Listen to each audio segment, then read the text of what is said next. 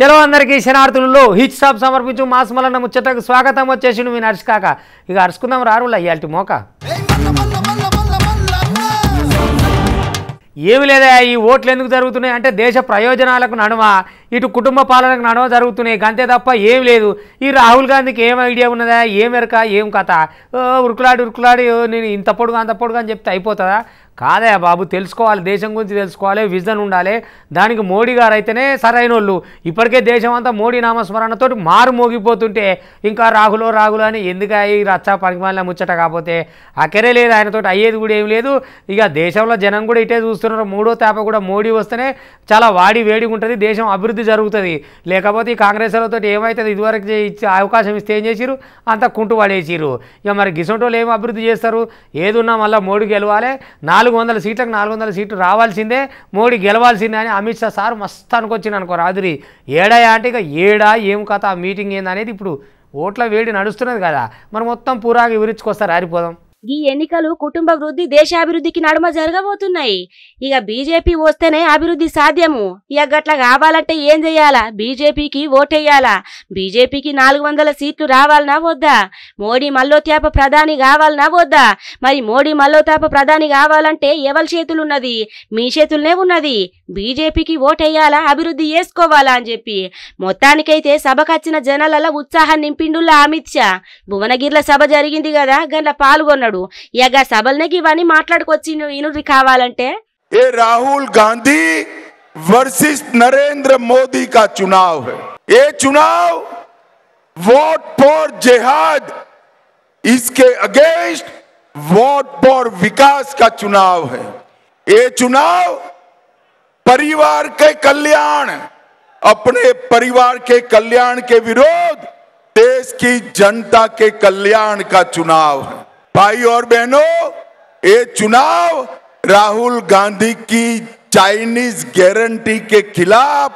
मोदी जी की भारतीय गारंटी का चुनाव है सुन लो रेवंत रेड्डी आज कहकर जाता हूं इस बार तेलंगाना में हम 10 से ज्यादा सीटें जीतने वाले हैं అది చూసిరు కదా అభివృద్ధి కావాలంటే మళ్ళా 1 మోడీ రావాలా అని గట్టిగానే మాట్లాడుకొస్తున్నాడు కదనుల్లా ఇది ఒక్కటే కాదు ఇక మొత్తానికైతే అటు కాంగ్రెస్ మీద కూడా మస్తుగా నిప్పులు జరిగిండు దేశమంతటా కూడా మొత్తం మోడీ పేరే వినబడుతున్నది జనాలంతా కూడా మోడీ నామస్మరణ చేస్తున్నారు ఈ ఎన్నికలు రాహుల్ పిల్ల చేష్టల గ్యారెంటీ మోడీ గ్యారెంటీకి నడుమ జరగబోతున్నాయి రేవంత్ నీకే చెప్తున్నా ఈ త్యాప మేము 10 సీట్ల కంటే ఎక్కువ గెలవబోతున్నామని చెప్పి ఈ తిరగ సవాల్ ఇచ్చిరిండు అమిత్ షా ఓ నాయనో ఇది పెద్ద చాలా గలీజ్ ముచ్చట ఇప్పుడు మోడీ గిట్ల వచ్చినా అంటే మొత్తం ఆగానికే వచ్చింది ఏదేమున్నా రాహుల్ గాంధీ రావాలి కాంగ్రెస్ పార్టీ నిలవాలి కాంగ్రెస్ పార్టీ గెలవాలి అట్లయితేనే దేశం బాగుపడుతుంది వీళ్ళ చేతులలో పెడితే ఏమని ఉంటే అదే మొత్తం రాజ్యాంగం మారుస్తామంటారు అది మారుస్తామంటారు ఇది మారుస్తామంటారు ఆగమాగం చేసి అంగట్లో పెట్టి కూర్చోబెడతారు ఇప్పటికే ఎట్లున్నా చూసిరు కదా దేశం ఆలతో అగో గసందుకే మీరు ఆలోచన చేసి ఓట్లు ఎక్కడేయాలి ఎవరిని గెలిపియాలి ఎందుకు ఓటేయాలి మోడీకి మరి కాంగ్రెస్కి వేస్తే ఎందుకు వేయాలనే ఆలోచన పురాగా మంచిగా చెయ్యిరి బాగా సోంచాయించిరి ఒట్టి గాలి మాటలకు పోయి ఉట్టిగా ఓట్లేసిరు అనుకో ఇక వెనక చీరు ఏం లేదు గంగలు కలుపుతారు ఇప్పటికే రెండో తేపకు ఇక ఇది చెప్పిండు అది చెప్పిండు ఎన్ని చెప్పిరు ఏమన్నా అయినాయి ఆ కథలు ఏం కాలే వీళ్ళు ఇచ్చే పథకాలు ఉండవు వీళ్ళు చెప్పే ముచ్చట్లు తప్ప ఏముండవు మీరు పైలంగా ఆలోచించి కాంగ్రెస్ పార్టీకి ఓటేయిరి అట్లయితేనే మీరు బాగుంటారు మేము బాగుంటాం ఇక ఈ మోడీ చేతిలో పెడితేమంటే ఇక ఏముండదు గాడి అంతా లెక్క తప్పినట్టే అవుతుంది ఆగమాగం అవుతుంది ఎండిపోయిన వ్యవసాయం అయితే దేశం అంతా లూటిపోతుంది సుమా యాది పెట్టుకుని వేయరని కోమటిరెడ్డి పెద్దరెడ్డి సార్ చెప్పుకొస్తున్నాడు ఎందుకనంటే ఇప్పుడు వాళ్ళు నడుస్తున్నది కదా కథ అవో పార్లమెంటు మామూలునే గెలిపియాలని చెప్పని ఆయన కూడా చెప్పుకొస్తున్నాడు మోడీ లెవెల్లో ఇక మరి ఊకో ఎట్లుంటుంది వాళ్ళ పార్టీ ఆయన ముచ్చట ఆయన చెప్పాలి కదా మరి ఏడ చెప్పిండు ఈ ముచ్చట అంటే ఇక అరుచుకుందాం రాజు వచ్చే పార్లమెంటు ఎన్నికలల్లా ఇండియా కూటమి నేతృత్వంలో కేంద్రంలో కాంగ్రెస్ సర్కారు కొలువు తీరుతుందని చెప్పి ధీమా వ్యక్తం చేసిండు మంత్రి కోమటిరెడ్డి వెంకటరెడ్డి ఇక లేకుంటే కర్మగాలి మోడీ మల్లోత్యాప అధికారంలోకి వస్తే ఒక రష్యా చైనా అధ్యక్షుల తీరుగానే ఏకంగా 30 ఏళ్ల పాటు ఇక గైరనే ప్రధానిగా నిరంకుశత్వంగా ఉండేటట్లు చట్టం మారుస్తారని ఇక గట్టిగానే మాటలు మాట్లాడుకొచ్చిండు అద్వాన్ అసొంటి సీనియర్లను పక్కపొంట పెట్టి అధికారం పీఠం మీద కూర్చున్న వ్యక్తి మోడీ అని మాట్లాడుకొచ్చిండులా ఇక బీఆర్ఎస్ ముచ్చట కస్తే అది బంధువడ్డ రాష్ట్ర సమితి అని గాలకు ఒక సీటు గెలిస్తే మహాగణమని ఎద్దేవా చేసిండులా కాంగ్రెస్ సర్కారు రైతు బంధు విడుదల చేస్తే కొందరు కుట్రలు చేసి ఈసీకి ఫిర్యాదు చేసి రైతు బంధు ఆపిన్రని ఇక కోడు ముగిసినాకట యథావిధిగా రైతు బంధు అకౌంట్లలో పడుతుందని ఇక రుణమాఫీ కూడా ఆగస్టు 15వ తారీఖు లోపు పూర్తవుతుందని మంత్రి కోమటిరెడ్డి మాట్లాడుకోవచ్చాడు. చూడుండ్రి. మోడీ గారిని ఒకటే అడుగుతున్నా, 2013లో నువ్వు ముఖ్యమంత్రిగా ఉంటూ నీకు దేశ ప్రధాని కావాలని సీనియర్ నాయకులు ఎల్కే అద్వానీ లాంటి వాళ్ళు ఉన్న అందరిని పక్కకు పెట్టి ఎంతోమంది దోచుకున్న నల్ల డబ్బులు 72 లక్షల కోట్లు ఉన్నాయి తీసుకొని ప్రతి పేదవాని అకౌంట్లో 15 లక్షలు వేస్తా, మీరు జన్ధన్ అకౌంట్లు ఓపెన్ చేసుకోండి అని చెప్తే 40 కోట్ల మంది ధనాధన్ అకౌంట్లు ఓపెన్ చేసుకున్నారు. సంవత్సరానికి 2 కోట్ల ప్రభుత్వ ఉద్యోగాలు, ప్రైవేట్ కాదు, ఎవరికైనా ఉద్యోగం వచ్చిందా? ఆల్టర్నేట్ ఇండియా కూటమి ఈసారి అధికారంలో రాబోతున్నది. మాకు జరిగిన 250 సీట్లలో ఇవాళ బీజేపీ సౌత్ ఇండియాలో జరిగిన సీట్లలో 10 సీట్లు కూడా వస్తలేవు. తెలంగాణలో 14 సీట్లు కాంగ్రెస్ పార్టీ రాబోతున్నది. పొరపాటో గ్రాపాటో మళ్ళా మోడీ గెలిస్తే రష్యా లాగా చైనా లాగా 30 ఏళ్ళు రాసుకుంటాడు ఆయనగా. బీజేపీ ఎలక్షన్ బెటర్ భారతదేశంలో. అది చూసిరు కదా, మొత్తానికైతే అటు బీజేపీ మీద ఇటు బీఆర్ఎస్ మీద నిప్పులు జరిగిండి అనుకో రాదుర్రి. ఇక ఏదేమున్నా ఎలక్షన్లు దగ్గర పడ్డ కొద్దీ గిసొంటి అని వినబడుతూనే ఉంటాయిలా. మొత్తం చిట్టంతా వీళ్ళ దగ్గరనే ఉంది. తప్పులు వీలయే, లెక్కలు వీలే, కథ వీలేదే, దోసుకునుడు దాచుకునుడు తప్ప ఏమి లేదు ఈ గాలిపంక పార్టీ వాళ్ళది. ఈ అవినాష్ రెడ్డిని ఎందుకు నిలబెడుతుండే? అటు బాబాయ్ హత్య కేసేమో పక్కకు పెట్టిండు, ఇక ఈయనను కాపాడుతందుకు ఇవో పదవి ఇచ్చి కథ ఇచ్చి ఇట్లా నేర్చుతున్నాడు అన్నట్టు. ఇదంతా జగనాలు ఆడుతున్న జగన్ నాటకం. మాకు తెలుసా అని చెల్లె షర్మిల కుద్దు బలగుద్దినట్టే చెప్పింది అనుకో రాదురి. ఇక అన్నాన్ని భయపడేది ఏం లేదు, రాజకీయమే, తమ్ముడే. ఎట్లుంటుంది మరి కథ? నువ్వు ఏ పార్టీలు ఉంటే మాకేంది, మేము కాంగ్రెస్ పార్టీ విధానం ఏందో వినిపిస్తాం, నీ లెక్కలేందో తేలుస్తాం. నీ కథ అంతా ఏపీ జనాలకు కూడా ఎరికే ఉన్నది. రాజన్న కొడుకుని నన్ను వచ్చి రాజన్న తెచ్చినావా నువ్వు? తేలేదు సరే కదా, ఉన్నది ఆగం చేసినవి. ఇక నీతో అయ్యేటిదే ఉన్నది. అందుకే జనం ఎటు చూడాలో అక్కడ చూస్తురు. నువ్వేం టెన్షన్ పడకు జగనన్న, ఇక మేము కూడా వస్తున్నాము. మా కథ ఏందో, మా సంగతి ఏందో, మా తాకత్ ఏందో చూపిస్తాం, కాంగ్రెస్ పార్టీ లెక్కేందో ఏపీలో తేలుస్తాం అని చెప్పి చెల్లె షర్మిల గట్టిగా అనుకొస్తున్నది. ఇక అన్నకైతే ఇదో కర్మ అయిపోయింది. పోరు సొంత చెల్లెడే ఎదురుగా వచ్చేసింది కదా, ఏం చేయాలనో తెలియక పాపం నాన్న తిప్పల పడుతుంది. కానీ ఏం తిప్పల పడ్డా గంతే ఉంటుంది. ఏపీ జనం చేతులు ఉంటుంది కదా అసలు కథ. అగో అదే అన్నట్టు. ఇక చెల్లె షర్మిల అయితే పూస గుచ్చినట్టు ముద్దుగా చెప్పింది ముచ్చట. చూద్దాం రారి. కడప జిల్లా పులివెందుల కాడ ఏపీసీసీ చీఫ్ షర్మిల ఎన్నికల ప్రచారం పెట్టిందిలా. ఇక గామెతో పాటు మాజీ మంత్రి వివేక బిడ్డ ఉండే కదా డాక్టర్ సునీత, గామె కూడా ఎన్నికల ప్రచారంలోకి వచ్చింది. ఈ సందర్భంగా న్యాయాన్ని గెలిపించాలని కోరింది గామె. మీ ఇంట్లో ఇట్లా జరిగితే మీరు ఊరుకుంటారా అన్న? మీరు ఊరుకుంటారా? ఆలోచించండి. ఇంత అన్యాయం జరిగింది. ఇప్పుడు మనకు ఒక పక్కన నిందితుడున్నాడు, సిబిఐ చెప్పింది వివేకానంద రెడ్డి చంపింది వీళ్ళు అని. ఒక పక్కన అవినాష్ రెడ్డి ఉన్నాడు నిందితుడు, ఒక పక్కన రాజశేఖర రెడ్డి గారి కూతురు షర్మిలమ్మ ఉంది. మీరు నిందితుడు వైపా న్యాయం వైపా? నిందితుడు వైపా న్యాయం వైపా? ఇక మొత్తానికైతే షర్మిల మస్తు గరమైంది అనుకో రాదుర్రి మల్లోత్యాప. అవినాష్ స్టీల్ ప్లాంట్ కోసం ఒక ఉద్యమం చేయలేదు, హత్యలు చేసేందుకే అధికారాన్ని వాడుకుంటున్నారు అని మస్తుగా ఫైర్ అయింది. అవినాష్ నిందితుడని సిబిఐ చేసిన ఆరోపణలతోటే మాట్లాడతానన్న గామే కాల్ రికార్డింగులు, గూగుల్ మ్యాప్లు ఆధారాలు నా కాడున్నాయి. బాబాయిని చంపిన నిందితులనే జగనాలు కాపాడుతున్నాడని, ఎందుకు కాపాడుతున్నాడో మరి గదంతా చెప్పాలనని, ఆయనకు అధికారం ఇచ్చింది అవినాష్ ని కాపాడేందుకు కాదా అని ప్రశ్నించింది అనుకో రాదుర్రి. మొత్తం మీద ఇక చూడు ఒక పారి. ఈ రోజు వరకు కూడా వివేకానంద రెడ్డి గారి హత్య కేసులో న్యాయం జరగలేదు. సునీత రెడ్డి వివేకానంద రెడ్డి గారి బిడ్డ, తిరగని కోర్టు లేదు, ఎక్కని మెట్టు లేదు, తట్టని తలుపు లేదు న్యాయం కోసం. 5 సంవత్సరాలుగా పోరాటం చేస్తున్నా కూడా ఈ రోజు వరకు న్యాయం జరగలేదు. ఎందుకంటే సాక్షాత్ జగన్మోహన్ రెడ్డి గారు ముఖ్యమంత్రి హోదాలో ఉండి అవినాష్ రెడ్డి గారు చేయించారు అని సిబిఐ చెప్తున్న అవినాష్ రెడ్డి గారిని కాపాడుకుంటూ వచ్చాడు జగన్మోహన్ రెడ్డి గారు. 5 సంవత్సరాలు కాపాడటమే కాకుండా ఇప్పుడు మళ్ళీ అవినాష్ రెడ్డికి టికెట్ ఇవ్వడం జరిగింది జగన్మోహన్ రెడ్డి గారు. అంటే జగన్మోహన్ రెడ్డి గారు చెప్పదలుచుకున్నది, ఇలా హత్య చేయించిన వాళ్ళే మళ్ళీ అధికారంలోకి రావాలి, అధికారం వాడుకొని తప్పించుకొని తిరగాలి, ఇలాంటి వాళ్ళే మళ్ళీ చట్టసభలకు వెళ్ళాలి అని. అది చూసిర్రు కదా గదన్నట్టు కథ. ఇక ఈ టీమే మాట్లాడుతా ఉంటే ఆటాలకైతే లబోదిబోం అంటున్నది కావచ్చు గుండెలా. మరి అన్నదా చెప్పుర్రి ఉన్న నిజాలని బయట పెడితే ఇంకో రోజు మేము న్యాయం కోసం పోరాడతామని కూడా మాట్లాడుకొచ్చింది డాక్టర్ సునీత. ప్రజా తీర్పు కోసం షర్మిల ఎంపీగా పోటీ చేస్తున్నది.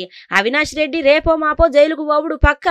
జైలుకు పోయేటోళ్ళు కాదు, జనాలలో ఉండేటోళ్ళు ఎంపీ కావాలా.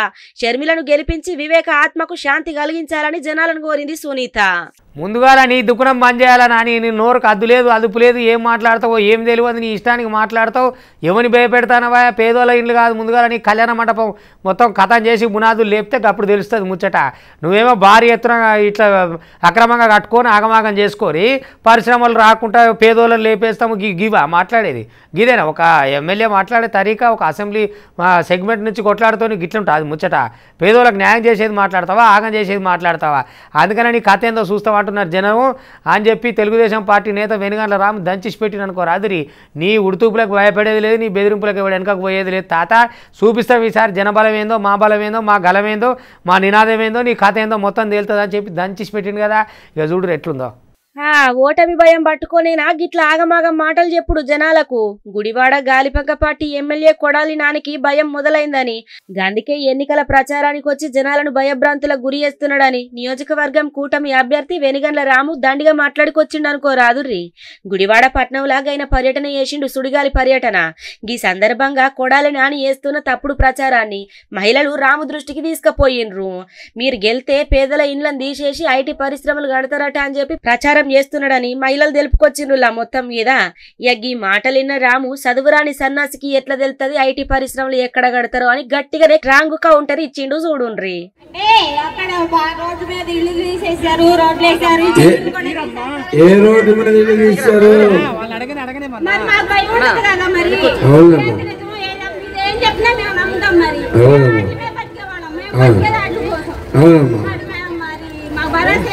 అవునమ్మా, ఇప్పుడు ఎన్ని సంవత్సరాల నుంచి మీరు ఇక్కడ ఉన్నారు, ఎవరో కదలపలేదు. ఐటీ కంపెనీ కట్టేది ఈ ప్లేస్ కాదు. ఐటీ కంపెనీ కట్టేది బీకేఆర్ విఎన్పి అవతలో లేదా ఊళ్ళో లేదా రూట్లోనో అటు కట్టుకుంటాం. కానీ తీసుకొచ్చి ఇక్కడ ఇరుగు చందుల్లో ఐటీ కంపెనీ కడతారని మీరు ఎట్లా నమ్మారమ్మా? కాదమ్మా, అందుకనే ఒరే ఎదవా, ఈసారి వచ్చాను ఒరే ఎదవా, ఇక్కడ అసలు రోడ్డు ఎదురా సోంబేరని అడగండి, సరిపోద్ది. అది ఇన్నారులా. మరి నువ్వద్దిగా కాదా చెప్పుండ్రి? మంచి ఎత్తమని పోయినోళ్ళ మీద తప్పుడు మాటలు చెప్తే ఏందన్నట్టు ఓటమి భయం ఏం కాడుతుందనే చెప్పాలి కదా. ఇక మీ బిడ్డల బతుకులు అభివృద్ధి చేసుడు ఇష్టం లేక గిట్ల తప్పుడు ప్రచారం చేస్తున్నాడని మస్తుగా మండిపడ్డాడు. ఐటీ పరిశ్రమలు తప్పకుండా కట్టిస్తా, కానీ పేదలుండే ఇండ్లని పడేసి కాదు, లింగవరం రోడ్డులున్న నాని కళ్యాణ మండపం పునాదులు పడేసి అక్కడ కట్టిస్తా అని చెప్పి తెగేసి చెప్పిండు.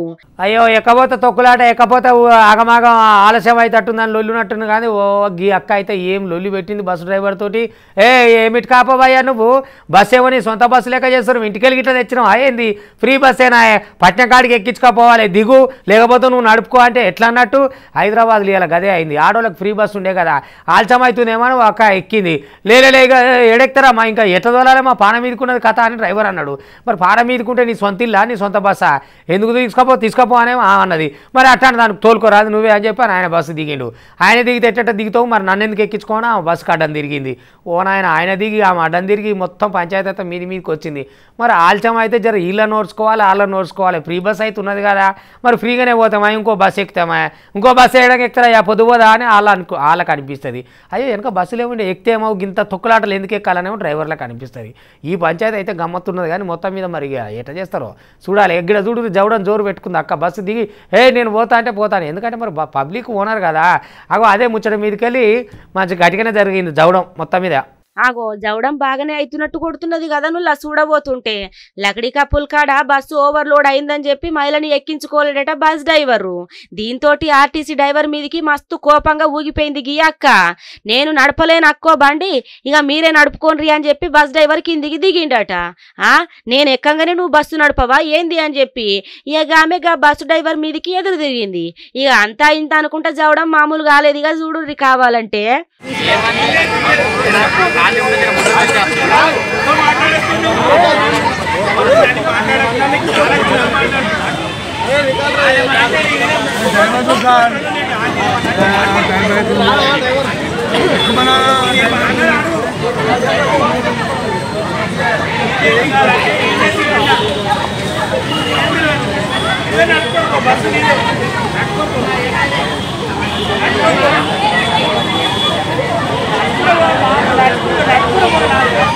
అది చూసి రావుల్లా ఎక్కించుకుంటావా లేదా అని చెప్పి బస్సు కడ్డం తిరిగిందుల్లాగి అక్క చేసేదేం లేక నడి రోడ్డు మీదనే బస్సు ఆపి దిగిండు డ్రైవర్ అన్న ఫ్రీ బస్సే కదా ఏమన్నా మీ సొంత బస్సా ఎట్లా మీ బస్ లెక్క చేయబడితే ఎక్కించుకోరి నన్ను అని చెప్పి గిట్లలోళ్ళు చేయబట్టే వాయమ్మనే ఓవర్లోడ్ అయితే ఆలు తీసుకపోరు మరి లేట్ అయితేనేమో నువ్వు ఈ బస్ తప్ప ఇంకొక బస్ ఎక్కపాయి మరి ఓళ్ళో ఒకళ్ళు ఆలోచన చేసుకుంటూ అయిపోతుంది కానీ గంట దానికి వెళ్ళలేందుకమ్మా ఇంకో బస్ వస్తుంది కదా చూసుకొని పోతే అయ్యేపోవు కథ పాడైపోను ఉత్తగా చవడమాయే కదా ఇక గివన్నటి వాటి హిట్ స్టాప్ సమర్పించు మాసమలన్న ముచ్చట్లు చూస్తూనే ఉండరు మళ్ళీ రేపు ఇది కూడా దాకా మీ TV5 ఇగుంటా